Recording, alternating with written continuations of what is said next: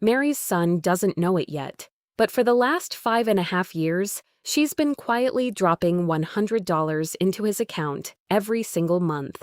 Last week, she finally checked the balance, and the number that surprised her wasn't the total. It was what the dividends alone were now paying him every year without her touching a cent. $100 a month. That's it. No stock picking, no lucky timing. If you were in Mary's shoes, would you even believe $100 could do anything? Stick around, because by the end of this, you'll see the exact number. And it's bigger than most people guess. Mary didn't do this because she thought $100 a month would make her son rich. She did it because she wanted him to see, one day, what consistency actually looks like. So, let's recap what happened so far, starting with year 1, which honestly looked like nothing was happening at all. After 12 months of $100 a month, $1,200 total, the balance was $1,245. Just $45 of growth. If that's all you saw, you'd probably quit right there. But here's the part that surprises most people. By year 2, that same $100 a month had grown to $2,594, almost $200 more than what she'd put in. Year 3, $4,055. Year 4, $5,635.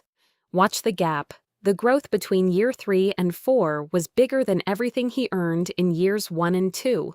Combined. That's not luck.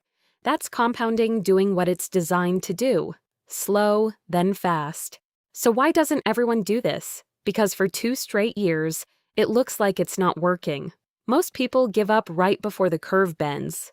By year 5, $7,349. And remember that number I mentioned at the start? The one that surprised Mary more than the balance? The dividends. In year 1, they paid $50 for the whole year. By year 5, they were paying nearly $300 a year, just for holding on, never touching it.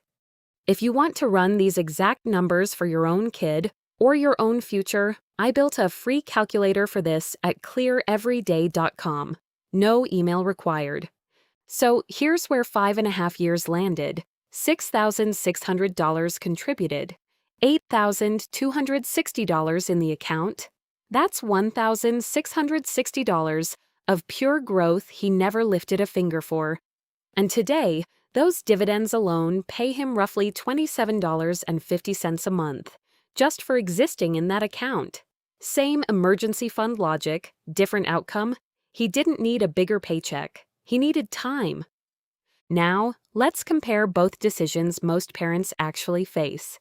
Spend the $100 now, or lock it away and forget it. Neither is wrong.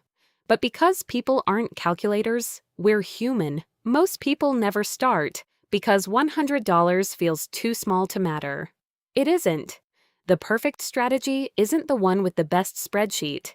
It's the one you'll actually stick with month after month without touching it. So tell me, if you were in Mary's shoes, would you start this at $100 a month or wait until you had more? Let me know in the comments.